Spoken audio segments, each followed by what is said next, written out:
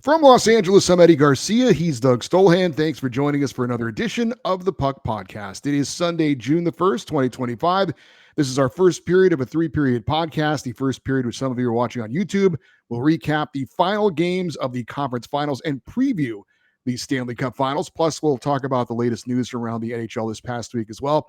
Second period is our interview or special feature segment. Doug will chat with not one, but two guests, Armando Velez of Locked On Florida Panthers and Nick Zararis of Locked On Oilers, to preview the upcoming NHL Finals. And our third period is our fan feedback segment where we read listener emails. We also have our off-ice report talking about what's going on in our lives.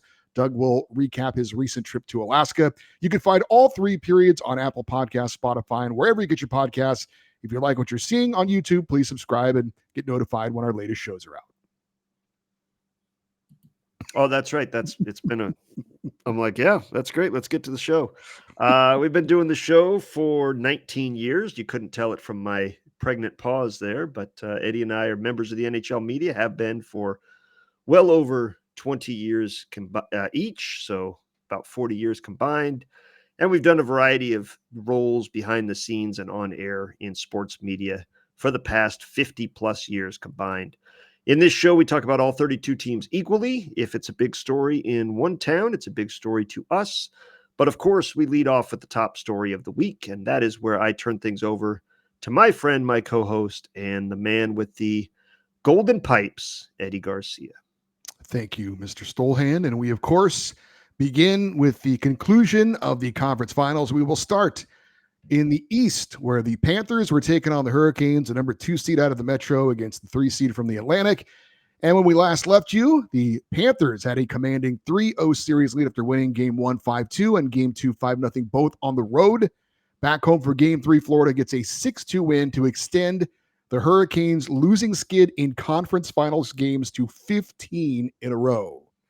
That set the stage for Game 4 in Florida, must win to keep the season alive for Carolina, and also their last chance this season to snap that losing skid in the conference finals. And they would return to Frederik Andersen in net. This was after giving Pyotr Kochetkov the start in Game 3 after he came on in relief in Game 2. For this one, both Andersen and Florida goalie Sergei Bobrovsky kept the game scoreless through the first period. In the second, Carolina would get on the board first on a Logan Stankoven goal to make it 1-0 after 2 periods. In the third, Sebastian Aho and Jordan Staal would score into empty nets and seal a 3-0 win as Carolina avoids elimination for at least one game, snapped that 15-game conference finals losing skid. Frederik Andersen back in net, gets the shutout. He stopped all 30 shots that he saw, while in the loss, Sergei Bobrovsky allowed just 1 goal on 26 shots. Interesting that the Panthers fell to 6-8 in elimination games over the last 2 postseasons. Of course, one of those wins, though, was a Game 7 in the Stanley Cup Final. And 3 of those 8 are 4, 5, and 6 in that Stanley Cup Final, where they had 4 chances to close it out, and they needed all 4 last year. But this one, look, we know that it is possible to come back from being down 3-0 in a series. It has been done before. It hasn't been done often or recently. But when you've lost 15 straight in the conference final, this was just a huge sigh of relief for the Carolina Hurricanes. And I'm not saying Florida Panthers fans were okay with it, but other than just rubbing salt in the wound, it was nice for them to get a win, to break that streak, to end that narrative, and to stop the countdown of the last time they won a game, Rod Brind'Amour scored a goal, and now he's their head coach. So good for Carolina, good for Freddie Andersen to get back in net and have a shutout win in a big game. And look, at that point, it's 3-1. You're going back to home ice for Game 5. You still control your own destiny. It's a tough path, but you at least still control your own destiny, and you still have games to play. And as long as you have that, you have hope. All right, so Game 5 back in Carolina. Once again, a must-win for the Hurricanes, and they would get off to a great start behind a pair of Sebastian Aho goals and led 2-0 after 1 period. Second period, the Panthers, though, would storm back with 3 goals. Matthew Tkachuk scored on the power play for the first one. Then you got a goal from Evan Rodriguez and Anton Lundell. And Florida then led 3-2 after 2. But in the third set, Jarvis would tie it up at 3 apiece. But the Panthers would answer. Carter Verhaeghe gives them the lead at 4-3. And then Sam Bennett's 10th goal of the playoffs into an empty net seals the victory. And Florida eliminates the Carolina Hurricanes with a 5-3 win, taking the series 4-1. Sergei Bobrovsky allowing 3 goals on 23 shots in the victory. Frederik Andersen, 4 goals allowed on 24 shots in the loss. Carolina was eliminated by Florida for the second time in 3 years. Hurricanes have now lost their last 4 trips to the conference finals, while Florida advances to the Stanley Cup Final for a 3rd straight season. They're the 9th team in NHL history to accomplish that. And amazing when you look back at the days. We've been doing this show, as I said off the top, for 19 years. The majority of that, the Florida Panthers were an absolute joke. We're having trouble selling tickets, and there was a lot of call for them to be relocated. Apologies for the pauses throughout as I am fighting off the last effects of a cold that is now manifested as a cough. So I'll be hitting the cough button frequently throughout the show. My apologies for that. But we know that Florida was struggling for many years, and now they are the class of the NHL. Not only the defending Stanley Cup champions, but as you mentioned, a 3rd straight trip to the Stanley Cup Final. That is incredibly impressive in a salary cap era. And all 3 with pretty much the same core intact. They've been able to keep this core. The spare pieces, as it were, have changed throughout, but they have built themselves into quite a formidable team, and certainly one that knows how to play at this time of season and these type of games. For Carolina, it is absolutely baffling. You have your Kings, your Wild, your Maple Leafs that struggle year in, year out, and you say, what is missing to get this team to advance? The Hurricanes are getting to the conference final. They're playing good playoff hockey. They've proven they know how to win in the playoffs. But when it gets to the conference final, they suddenly fall flat on their face. Now, you have to give credit to the opponent because Florida played a great series. And you mentioned they were down 2-0 after 1 period. And they came back and took the lead going into the 3rd. When Carolina tied it up 3-3 on home ice, the crowd was in it. You thought maybe that was the momentum they needed. And you thought if they win this game and we're going back to Florida for game 6, things get dicey. Less than 4 minutes later, Carter Verhaeghe puts them on top for good. And then they ice it from Sam Bennett. So you got to give credit to Florida, but it has got to be incredibly frustrating. I would say more frustrating for Carolina than your Kings, the Wild, the teams that aren't even getting out of the first round, because this one, they've proven they can win in the playoffs. They have the roster built to go on deep playoff runs, and then the wheels absolutely come off all at once at the same time every year. And it's got to be very frustrating to be that. Plus, when you go to the conference finals, you automatically drop to the bottom 4 in the draft. You don't get to retain your draft position.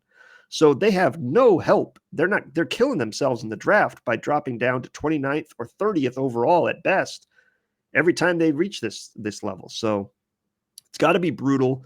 And yet the pieces are there. You don't look at Carolina and say, this team needs to make big changes. They have the great head coach. They have a good roster. They have seemingly all the pieces in place, but just not enough to get them over that hump and into the Stanley Cup Final. And it's very frustrating when they look and they see Florida is in their path. You wonder if Carolina is in the West, have they made a Stanley Cup Final in these runs? You mentioned 2 of the last 3 years they've been eliminated by Florida at this level. If they're in the West, are they already in a Stanley Cup Final? Who knows? But it's got to be very frustrating for the Hurricanes and their fans. And you talk about their situation with the drafts. Clearly, Carolina, the truth is the truth. It's not a destination for big-time free agents. Maybe if Mitch Marner goes there, that changes the narrative, but we know what happened with Mikko Rantanen. They appear to be a team that's desperate to get that kind of go-to big-time player, but at the same time, Colorado has a couple of those guys. They didn't make it out of the first round. Granted, they played a very good Dallas team, but you know what I'm saying. Mikko Rantanen, he didn't make it to the finals out of the West. Spoiler alert, but you know what I'm saying? I mean, I understand the need to want to have a guy like that, and that does probably make them a better team. But in the end, I don't know what the answer is for them. That certainly wouldn't hurt. Some people have suggested, we even had an email from Jim the German last week. I was doing another show where it was suggested by the person I was working with that maybe it's time for a coaching change. No. I find it hard to believe, especially with Rod Brindamore and what he has meant to that organization, being the captain of their only Stanley Cup winner, getting them to the conference finals. over and over again, never losing in the first round. I would find that hard to believe, even for the NHL, which we know can be brutal when it comes to firing coaches. I can't see that at this point, but it has been suggested. Well, I mean, suggested by who? Fans? Media? Okay. Nobody of importance in the Hurricanes organization, I don't think, is even considering that, nor would they. Brind'Amour has been not only a great ambassador through the Carolina region for hockey, but has been a great person for taking care of his crew. Like when he had the contract dispute last year, it was to get his assistants lined up to get them in place and secured before he got secured so that they were not left hanging. And he's always taken care of the organization as well as himself. And he's not a guy that is looking to get paid top dollar. If he did get fired for some reason, if they decided this guy is not good enough to get us over the hump, we need to make a coaching change. First of all, you got to tell me who you're hiring, because that person was available and nobody else wanted him. Maybe a Peter Laviolette, but I'm pretty sure they've had him in Carolina before. So that didn't work out. It did, but Randy Carlyle's second stint with the Ducks didn't replicate the success. So you have to tell me who you're replacing him with. And secondly, there are teams that have made decisions on their head coaches this summer that would fire their head coach to hire Rod Brind'Amour this summer.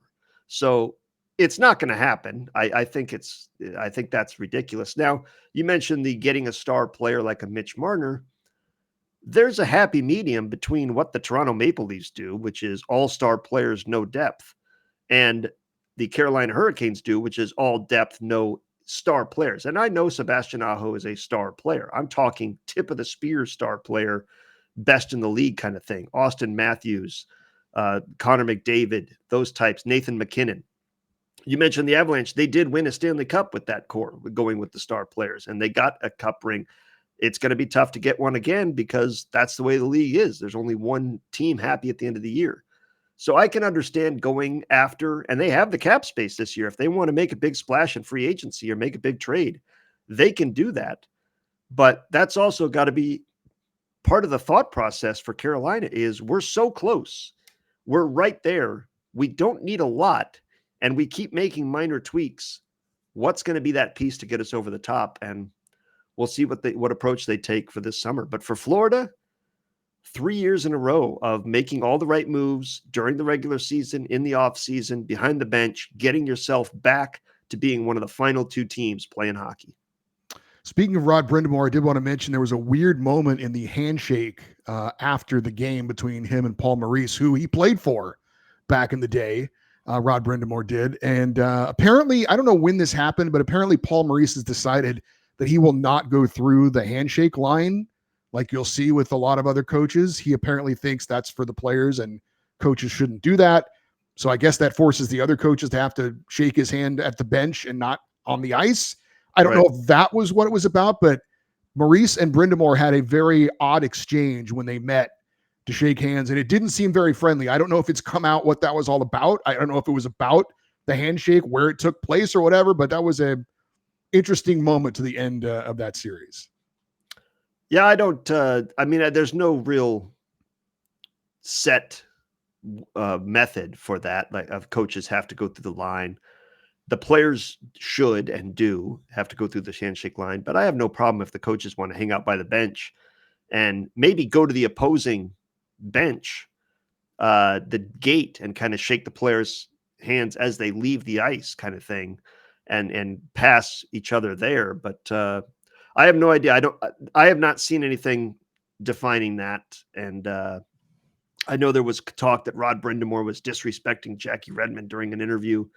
And she's like, absolutely not. Even she was like, absolutely not. He was not disrespecting me. He was upset at a call and, he was nice enough to even do the interview. Most coaches would have just told me to hit road at that when they're that frustrated. So people read a lot into things, but I don't think there's any, it's one, the heat of the moment. And two, I don't think there's any true bad blood between Paul Maurice and Rod Brind'Amour. And if there was, what are we going to do about it? They're head coaches in the NHL. It's not like they're going to fight it out at some point. The Panthers did not touch the Prince of Wales trophy, just like last season. And of course, they went on to win the Stanley Cup. I don't know what they did 3 years ago. Maybe they did They touch it. touched it 2 years Okay, ago. Yeah, there you go. and Well, then they lost. So I they are always, sticking with it. I always appreciate superstition in sports. Yeah, I mean the people that eat the same thing every day before, when they're on a hot streak kind of thing, and It's ridiculous, but I think it's fun, and I'm not above doing it as well. Even though I know it doesn't mean a damn thing, but it's part of something that I think is fun. So whatever.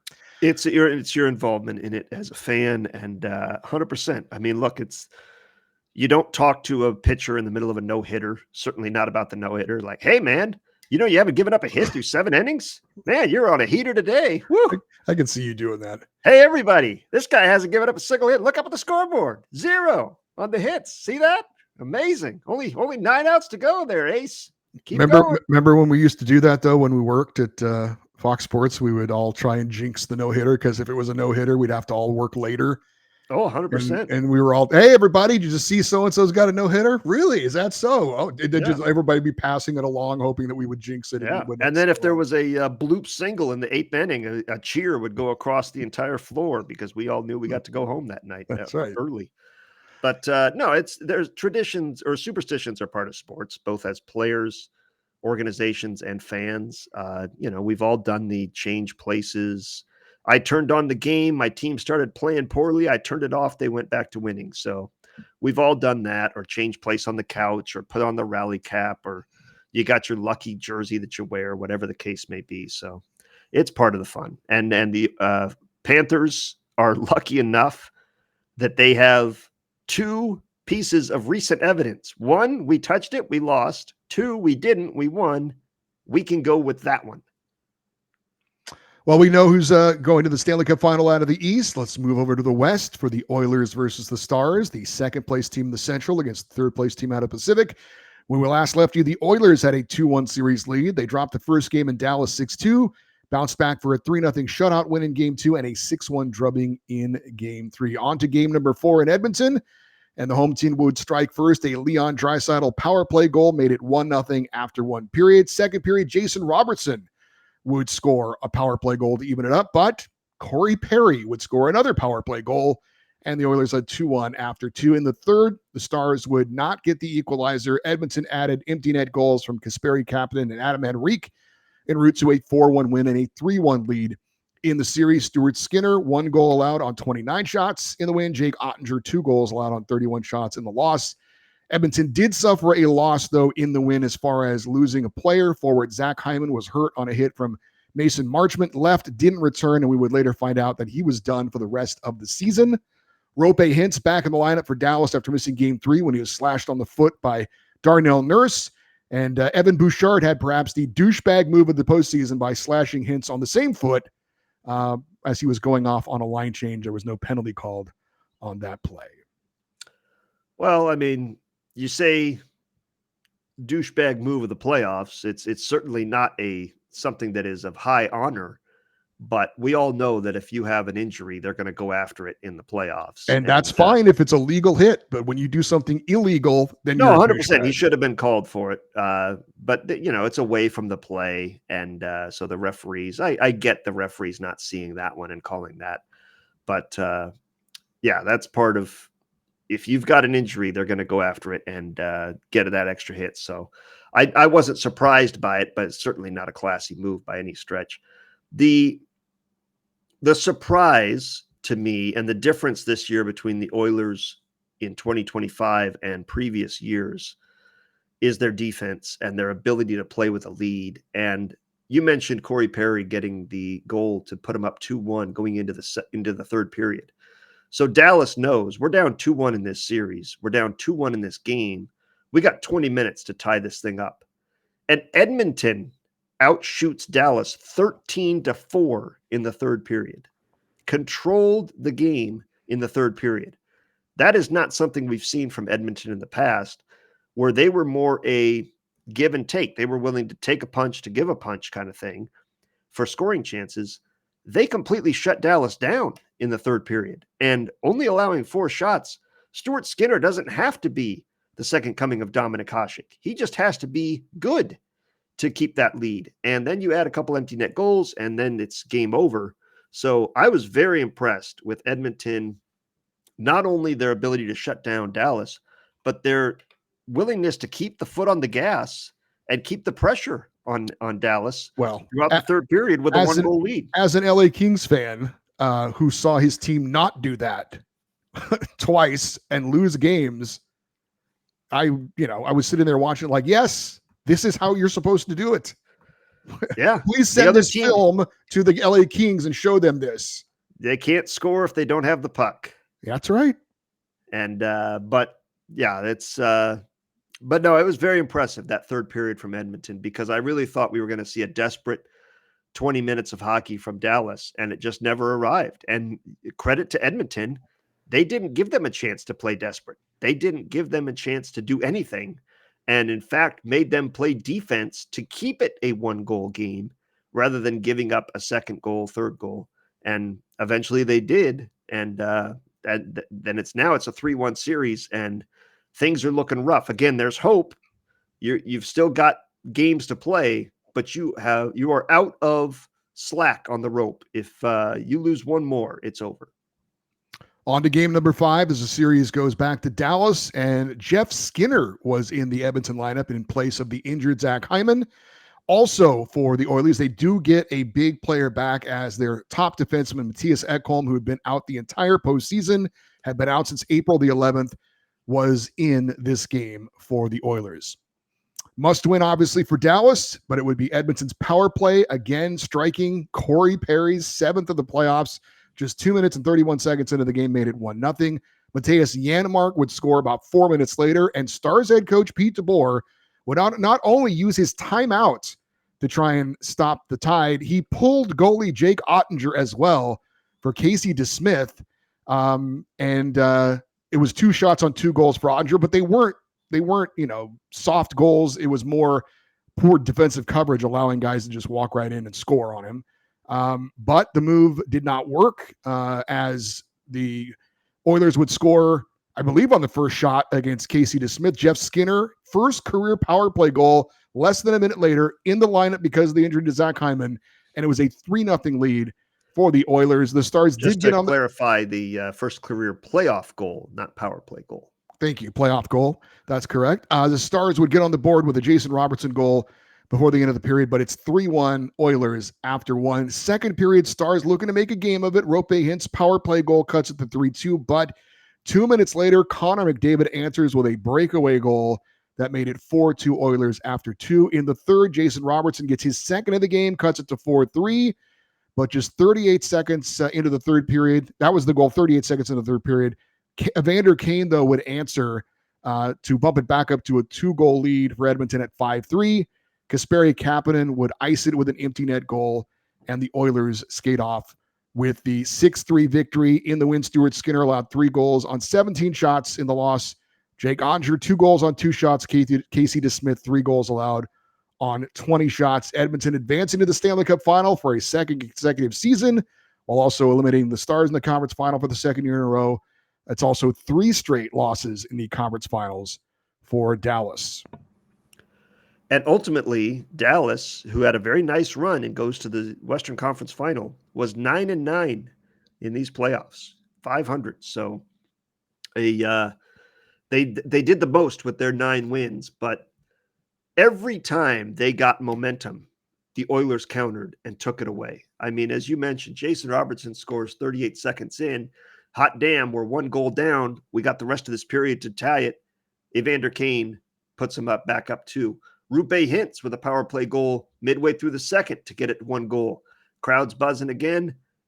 2 minutes later, Connor McDavid breakaway 2-goal lead. So every time you got close, they put you further back. So it was an impressive job by Edmonton to win this game the way they did.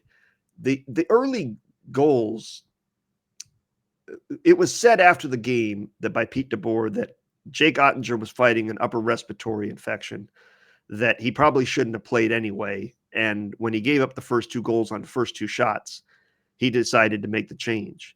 Now, Ottinger is a professional athlete, and if he's going to play, he expects to be given a little bit more rope than that.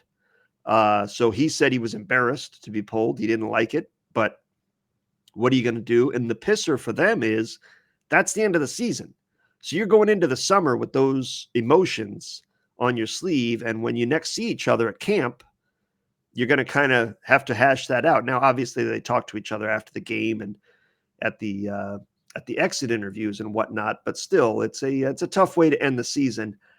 I don't know that I would have personally pulled Jake Ottinger as Jeff Ponder, and I thank him for filling in for me last week. As he said, you ride the horse that got you there, you dance with the girl that brought you, kind of thing. So he would have stayed with Jake Ottinger, I'm sure, and that's the guy that got you to the conference finals to begin with. And Casey DeSmith, when's the last time that guy played a meaningful game? It's been 8 weeks, and now you're putting him in a must-win situation, already down 2-0.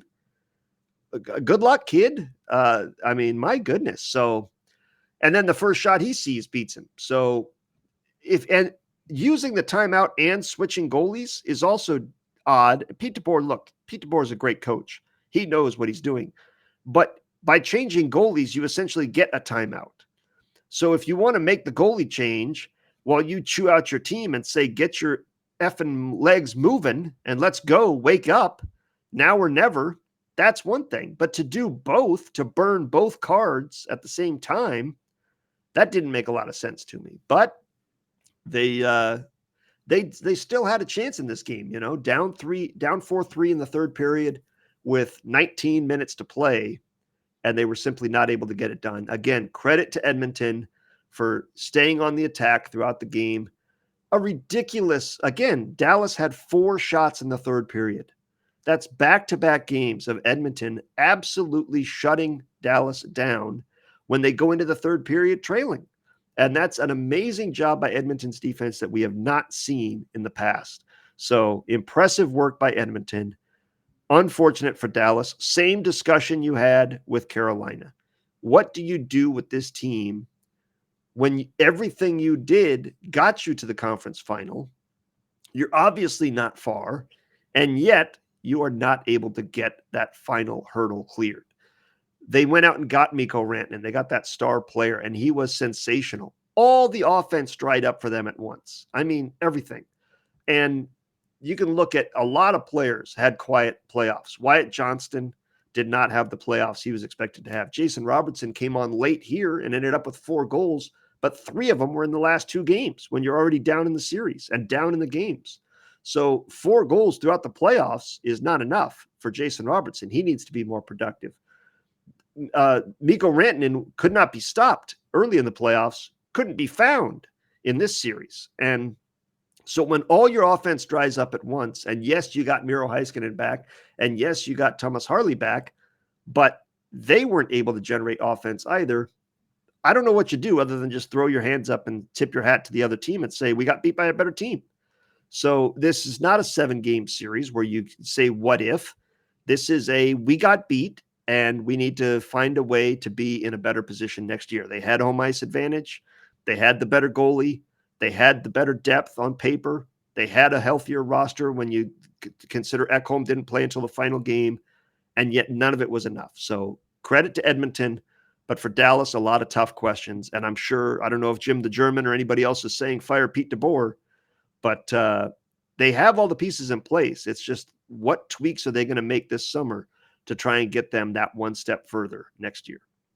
And Mikko Rantanen, I mean, the numbers speak for themselves. 9 goals, 21 points in the postseason, but did not have a goal in the series against the Oilers. And by the way, the Oilers made it a point to quickly skate over to the Clarence Campbell Bowl and put their hands on it, as they didn't touch it last year and they lost. So they had their hands all over it this time around again. Love the superstition of grown men in professional sports. This talisman is going to give us the luck, rub it and see if a genie comes out. So for the second year in a row, we have the same matchup in the Stanley Cup Final. Florida Panthers against the Edmonton Oilers. The series will start on Wednesday. That will be in Edmonton, as the Oilers do have the home ice advantage, a battle of 2 third-place teams in their divisions this year, Edmonton, the third place team out of Pacific, Florida, the third place team out of the Atlantic. So much for finishing top 2 in your division. Like I said, rematch of last year's final, 12th time in Stanley Cup Finals history. The same two teams are meeting in consecutive postseasons. It's the 5th time since expansion. Last time was Detroit and Pittsburgh meeting each other in 2008 and then 2009. They split the two meetings. You might remember that was the Marian Hossa finals, who lost both times, going from Pittsburgh and then Detroit, and winding up 0-2 in that one. For these two teams, Florida beating Tampa Bay in 5, Toronto in 7, and Carolina in 5. Edmonton beating LA in 6, Vegas in 5, and Dallas in 5. As far as the road to get to this point, both teams in a couple of their series did lose the first 2 games. Statistically, 86% of the time, when you've got a 2-0 series lead, you go on to win that series. That didn't happen for the LA Kings against Edmonton in round 1, or for the Toronto Maple Leafs in round 2 against the Florida Panthers. Both teams have had 19 different players score goals for them so far this postseason. Florida has had 7 goals from their defensemen. Leon Draisaitl and Corey Perry are tied for the Edmonton lead in goals with 7 each. Sam Bennett leading the Panthers with 10. Connor McDavid leading the Oilers in points and the entire playoffs with 26. Alexander Barkov leading the Panthers in points with 17. Florida's got 10 different players that have scored 11 points or more. Edmonton, as I mentioned, home ice advantage. They're 6-1 at home this postseason. Florida 7-2 on the road so far this postseason. So it looks like a pretty even matchup. It went 7 last year, although it was certainly a dramatic 7 games, with the Panthers winning the first 3, losing 3 in a row, and then winning the game 7 2-1. But I mean, I'm not one to get necessarily all that excited about seeing the same 2 teams 2 years in a row, but it's also hard to imagine that this isn't the best matchup. I mean, they've obviously played the best hockey to get here. So it does appear to be a really close matchup once again, and I would not be surprised to see it go 7 games again. Well, I'm not going to be surprised if it goes 7 games, nor will I be disappointed. But the path they got there last year was very unconventional, obviously. 3 straight wins from Florida, 3 straight wins from Edmonton, and then a classic there in game 7. So ultimately it was a 7-game series, but it could have been 4, 5, or 6 if Florida was able to win any of those games. It was not a back and forth series. So this one I expect to be a little bit more back and forth. I'd be very surprised if either team got out to a 3-0 series lead. They seem evenly matched once again. They certainly know each other well. The depth scoring, and we're going to talk about this with our guests, Nick Zareris and Armando Velez in the second period here coming up. But they seem to be very evenly matched in both star power, depth, and momentum.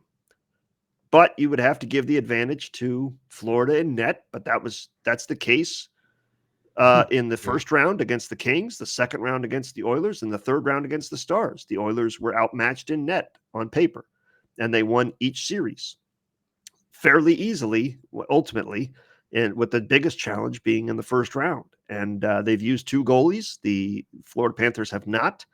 So that the depth, if they do need to go to a second goalie, the advantage goes to Edmonton. But you mentioned Corey Perry. The dude's 40 years old, and he's leading the team with Leon Draisaitl in goals. And he's only shot the puck 21 times. So he has 7 goals on 21 shots. So incredibly efficient, power play presence. But the loss of Zach Hyman is going to be big. That's a guy that does a lot of little things to help your team win, and his presence will be missed.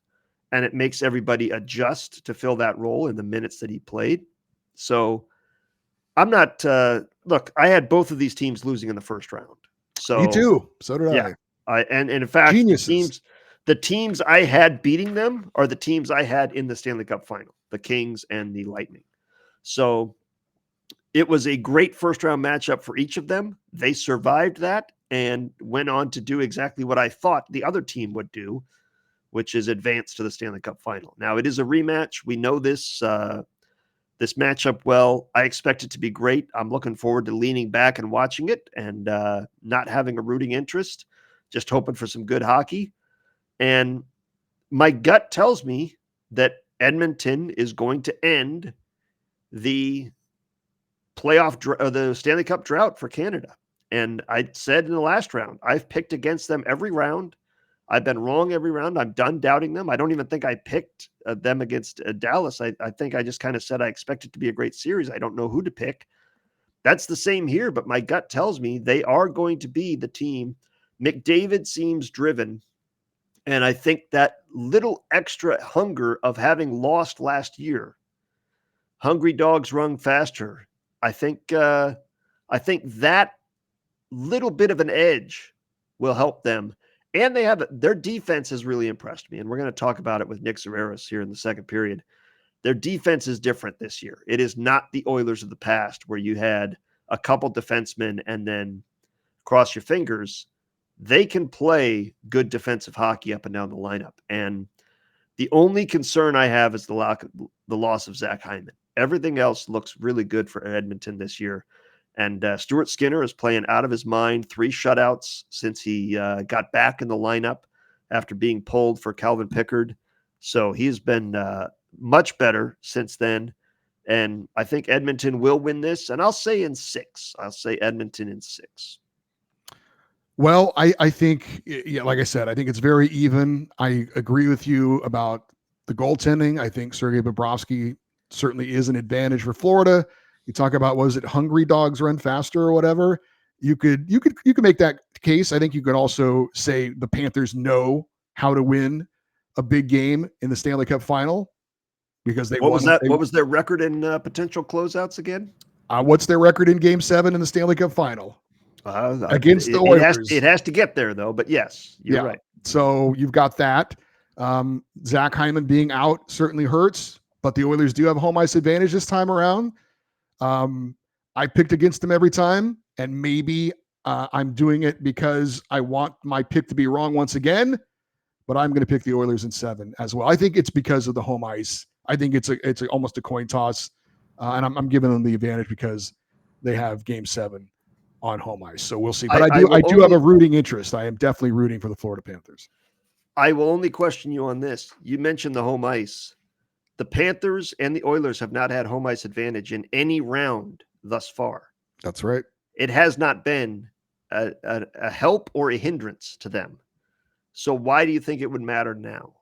Because in Game 7, it usually does matter. And the Oilers have been great at home so far this postseason. Of course, although Florida has been very good on the road. But I've got to look for some advantage in a Game 7. Yeah, if you're going to say it goes 7, then I guess that's the advantage you would go with. But then the pressure of the Edmonton market and Florida having done it a year before, a lot of different things can go into that. But yeah, we both expect a good series. I'd be very surprised if it was a sweep or 5 games, and disappointed. Same. I'd like it to go 7 just so that it leads right into the NHL draft and then free agency, and then we have a nice break there, but like it did last year. But I think the lesson learned here and let's hope we apply this next season, write it down, make a bookmark for yourself. I'm talking to myself and to listen to this next year. Pay no attention to the regular season. That's exactly right. Yeah, that's exactly right. Yep. And especially not the end of the regular season. It does not matter. And I think the Oilers and Panthers know that. And that's why they played the way they did this regular season. There was no urgency. Paul Maurice said it. He said it at the end of the year. We don't care if we win the division. We don't care where we finish in the standings. We're getting ready for the playoffs. Correct. 100% correct. That guy knows. And look at Edmonton, the way that they managed McDavid and Draisaitl's injuries at the end of the year. There was no urgency to get them back. Nope. We're not trying to get home ice advantage against the Kings in the first round. We don't care. We need them in the playoffs to be 100%. And the teams that bust their ass trying to win the President's Trophy or win the division or get home ice advantage, I think are missing the mark. And you got to learn the lesson from the teams that are there repeatedly. Right? Just get in 1 through 8. The Kings won as an 8 seed. These teams are both 3rd in their division and stormed right through for a second straight year. This is not the regular season does not matter. It only matters in the sense that it's going to eliminate half the league. 16 of the 32 teams are going to be eliminated. Beyond that, It's a complete reset from zero. You control your own fate. You control your own destiny. Just get in and see how you go from there. All right. Looking forward to the Stanley Cup Final. And of course, for more, 2 interviews coming up in our second period of the podcast. Let's quickly touch on some NHL news. We have I think we have 2 of the head coaches, 2 of the 3 head coaching vacancies filled. One of them officially. Lane Lambert is your new head coach of the Seattle Kraken, replacing Dan Bilesma after 1 season. Kind of ironically, Lane Lambert had a very, very brief tenure in his only stint as head coach as well with the New York Islanders. He followed Barry Trotz, and he lasted about a season and a half before he got fired back in 2023-24 and was replaced by Patrick Waugh. But again, Lane Lambert is your new head coach in Seattle. Yeah, and it's look, I'm glad Lane gets a second chance. Something must have happened with Dan Bilesma behind the scenes. How you can go from this is the right guy to lead us going forward to this guy's out of work, we need to make a change in 1 season. And Isn't it the new like, GM? They hired a new GM. Right, but when the GM did they? I mean, Ron Francis is still there. He's still the team president. Yes. And you would think he would have some say in it. Like, I just hired that guy a year ago. Maybe, yeah, well, I don't like the guy you hired. Maybe Who's Jason, tell that to their boss? I don't know. Maybe Jason Botterill said, it would be hard to imagine he says, I'll only take the job if I can name my own coach. Right. But maybe he did. I don't know. That's the only thing I can think of. How do you fire a guy after 1 year? It'd be one thing if they set some record for the most losses in a single season. It was just a disaster, right. But it was bad, but it wasn't that bad. No, and it wasn't like they had high expectations going into the year. We're going to win the Stanley Cup. Oh my God. Like the Rangers. The Rangers, I get. You fire Peter Laviolette after 1 bad year. Something had to change. But Seattle is baffling. Something must have happened either behind the scenes or in the locker room. I don't know. And maybe it is just as innocent as Jason Botterill said. I'd love to be able to hire my own guy. And Ron Francis just spinelessly said, yeah, do whatever you want. I hired that guy a year ago, but sure, make me look like an idiot, make me look like I hired the wrong person. Oh my God, you were being sarcastic? Yes. Well, it's too late. I already issued the press release. Disco Dan's out of here. But I'm happy for Lane Lambert that he gets a second chance behind the bench. I hope it lasts more than a year. From my understanding, it's a rarity in the sense that if what you say is correct, and Jason Botterill said, I'd like to call my own shot behind the bench, he's not letting Lane Lambert do that. The assistant coaches have been retained. So these are your assistants. I don't get to bring in my own assistants. No, you get to work with the ones that are already in place that Dan brought over with him. What kind of system is going on here? So what was the Lombardi quote? What the hell's going on around here? Yeah. So nobody tackling, everybody grabbing, grab. That would be my comment if I was a Kraken fan, is what the hell's going on around here? That we give a head coach 1 year behind the bench of an average team. And yeah, they had a disappointing year, but as you said, it wasn't a tire fire. And then the new head coach doesn't even get to hire his own assistants. That makes no sense. So I don't know that Lane Lambert is set up for success here. I think, I hope he gets more than 1 year, and let's see how he does. So the Boston Bruins, according to reports, have decided to hire Marco Sturm as their next head coach. He was the LA Kings AHL coach. He has ties to Boston. He played there once upon a time. But the report came out several days ago, and nothing has still been officially announced. Maybe it will by the time we record our next show next week. I'm not sure what the delay is, if this, in fact, is an accurate report, but there are several reports saying... I don't believe it is an accurate report. Okay, I've seen it from a couple different people. It's not just one guy, as far as I know, but it does. But it's a short odd. List of people. It's a short list of people that you can hear something from and say, I trust that. Elliot Friedman, Darren Dreger. I think that's end of list. Pierre LeBrun. Pierre LeBrun. If I hear it from one of those 3, I'll take it to the bank. I have not, and correct me if I'm wrong, those 3 have not said this. So, I don't believe so, no. Yeah. And those 3, let's put it this way. When this report came out from, random Yahoo or media member that's plugged in and has some connections, I don't know who started it, but whoever first reported it, when this hits the the social media and makes its way around, the buzz, those three, I guarantee, called their sources and said, is this true? And then if they had heard from their sources, yes, it is, looking like, we're just working on the final details, they would have reported that back. So my guess is that those three heard this news, called their sources, were told this is not true, and decided to say, we cannot confirm that, maybe. but I think even if they had gotten that, they would have gone with something of, sources are not able to confirm, but no denial or anything of that. But they decide to stay silent. Their silence speaks volumes to me, because those three are as plugged in as anybody with national NHL news. Now, it's possible that he could still get the job, but as you said, why the delay? Once it leaks, if you're the Boston Bruins, we're hiring Marco Sturm. Everybody keep it under wraps. Hey, everybody, it's on social media. Well, hell's bells. We may as well make an announcement in a couple of days, especially now. It's been 4 days since the conference final ended. You're not stealing anybody's thunder. You make the announcement now, you get the press conference out of the way, and then the Stanley Cup final have the spotlight of their own. So very, very curious. And then if they did not, they are still with a coaching vacancy, as are the Pittsburgh Penguins.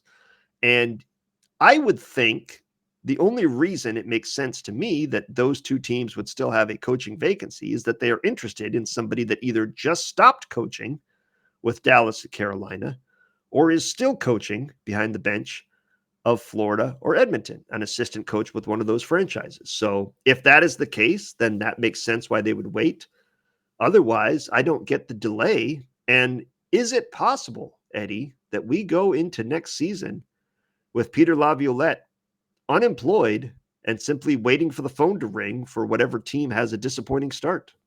Well, I would guess at this point, the answer to that is yes. And we talked about it before, I believe. Why would he want to take on one of those kind of jobs, right? Right. If you're a coach of any stature, and he's certainly a future Hall of Famer, taking 3 different organizations to the final as won a cup, why would you take a rebuild type job unless you had to, which I don't think he has to. So Right. probably a smart play on his part to sit back, relax, have some iced tea, probably sign with ESPN, right? Sign with ESPN or Sports TSN up in Canada and be an analyst once a week, twice a week, and just be like, yeah, I don't know if I would have challenged that. Is there any more cookies left? And then wait for the phone to ring. We've seen it plenty of times with coaches. So we mentioned on last week's show that the Islanders hired their new general manager, Matthew Darche. He announced this week that Patrick Waugh will remain as the head coach of the Islanders, although they did fire both their assistant coaches. And then Darche also made his first moves as Islanders GM. They signed veteran forward Kyle Palmieri, 2-year deal, $9.5 million, $4.75 million per season. And defenseman Adam Boquist gets a 1-year deal worth $850,000. I mean, look, I don't know what the interview process was for them and what his discussions were about where he sees this team going. I think, like most organizations, they think they're better than they are, and they think they're closer to winning than they probably are. They don't have a real, mile high view of the organization and where they are in the league. But if your first act, hey, welcome to the job. Here's your office. Let's get you set up. IT. Let's get you. Hold on. What's that? You've already signed Kyle Palmieri. What was the hurry on that?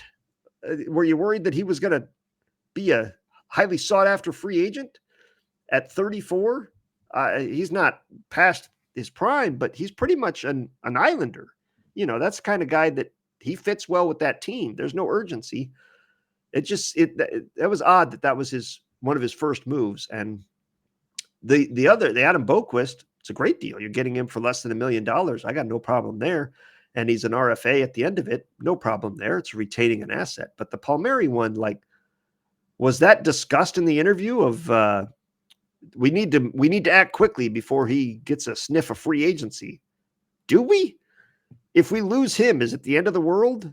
I get that he's a good guy in the locker room and he's very popular and he's been a good teammate, but aren't we trying to change the culture here and get a new direction? So maybe That would be a little bit concerning to me if I was an Islanders fan, is that this team may be not looking to change things up as much as we all think they need to from the outside. We're going to keep the same head coach, and we're going to start bringing back veteran players. Former Blue Jackets GM Jarmo Kekalainen reportedly was one of the candidates for the Islanders GM job. He is now with the Buffalo Sabres. He has been hired as a senior advisor to GM Kevin Adams. And potential successor if they get off to a slow start next year. It's possible. One other signing to mention, Philadelphia Flyers signed forward Tyson Forrester, 2-year deal, $7.5 million. He'll get $3.75 million per season. I guess it's now officially official. Jonathan Toews has informed his agent that he intends to come back to the NHL after missing a couple of seasons. We saw this happen for Gabriel Landeskog to much fanfare, and I also think much good feelings from folks around the hockey world to see him be able to make the comeback and continue his career. So Jonathan Toews, I don't know if he was in Landeskog was always under contract. True. Toews was essentially unofficially retired, not under contract to anybody, and out of hockey for a couple of years. Well, I don't know. I don't know that I would term it unofficially retired. I mean, he definitely stepped away, but he didn't go. I'm saying he wasn't playing in Europe. He wasn't playing hockey at all. Well, and he was out. He was out due to health reasons, just like Landeskog was. Correct, but Landeskog was at least working, one, under an NHL contract, and two, with NHL teams to recover and get back. Whereas Toews was kind of like, okay, the health injuries have caused me to step away from the game. Yes, he hasn't officially retired, but I don't think a lot of people were thinking he's fighting every day to come back. And it sounds like he went and enjoyed his time away to reset his mind and get himself set physically. I expect there'll be interest in him for sure. I think it's almost like the draft, like the combine is coming up this week for the NHL draft. And that's the unofficial NHL draft in the sense that all the teams and GMs are going to be there. And that was one of the reasons that Matthew Darche got hired when he did, is because you need to have a GM present for that to evaluate your draft and get your draft board ready. But that's where a lot of the trades are going to be talked out. And I would almost think teams would have that kind of an approach with Jonathan Toews. If he has a private workout, a pro day, as it were, and invites teams to come and evaluate his skills and shows off, hey, I can still skate, I can still shoot it, I can still do this. I would like to see that if I was a team considering signing him to a contract after multiple years away. But there will be interest for sure. One major injury note to pass along: Winnipeg Jets captain Adam Lowry has undergone hip surgery. He will be out 5 to 6 months, so he will miss the start of next season for the Jets. I hope, and it's only a hope, I certainly have no inside information, I hope that Jonathan Toews and Patrick Kane are reunited in Anaheim with Coach Q. It would be a fine. Is Patrick Kane UFA? He is a UFA. Well, that would be interesting. And that would certainly be newsworthy. I would say that would be newsworthy. Yes, and that would be great leadership to mentor the young Ducks into how to win and how to play for Coach Q. Speaking of future Hall of Famers, the Washington Capitals were backpedaling this week after someone in their season ticket office sent out an email saying something to the effect of, get your season tickets for the final year of Alexander Ovechkin. The team then released a statement saying that was erroneous, that there has been no decision made by Ovechkin, and that that should not have been announced. They claim that there's been no decision on his playing future after next season. So, correct. That's what they said. But you and I have both worked for large corporations enough that we know that was not nobody just writes that email and hits send. You wouldn't think so. There's approval processes that go through that. Now, it's possible, and if so, that person was fired before the clarification email went out. But you got to think there was some discussion about how should we handle the messaging for this coming season, and the wrong draft got sent out. And but that was certainly, I think, discussions they've had, because he has 1 year left under contract. He's already achieved his goals, I think, in the NHL, pun intended there, of becoming the all-time goal-scoring leader in the NHL. He's won a Stanley Cup. He's won an MVP. He's won multiple scoring titles and goal-scoring titles. So not much left for him to do in the NHL. And I would think as a 39-year-old, soon to be 40-year-old after this coming season, he might like to go back and play in Russia before he hangs it up. He has floated that out there before. I don't think it's a long shot at all to say that he might want to go back and play one last year in the KHL. And that's certainly his prerogative to do. I don't think anybody could blame him for wanting to play in his home country and kind of end his career where it all started back in the KHL. So I certainly see that as the case. It'll kind of speak volumes a little bit once July 1st comes around, because at that point, the Capitals can sign him to an extension or a new contract. And if they don't, that speaks volumes about where his mind is and where they are in negotiations, because there's no reason you wouldn't sign him if he wants to continue playing in the NHL. You would sign him immediately. You'd say, what price do you want and how long do you want to play? You've been everything to this franchise. So if that doesn't happen on July 1st and it gets into August and September, I think the likelihood is that email, while they may not want to admit it publicly, was accurate. Anything else out there from the past week that maybe I failed to mention, or anything you wanted to say before we wrap up the first period? Well, considering I spent half of the week on a cruise with no internet connection, no.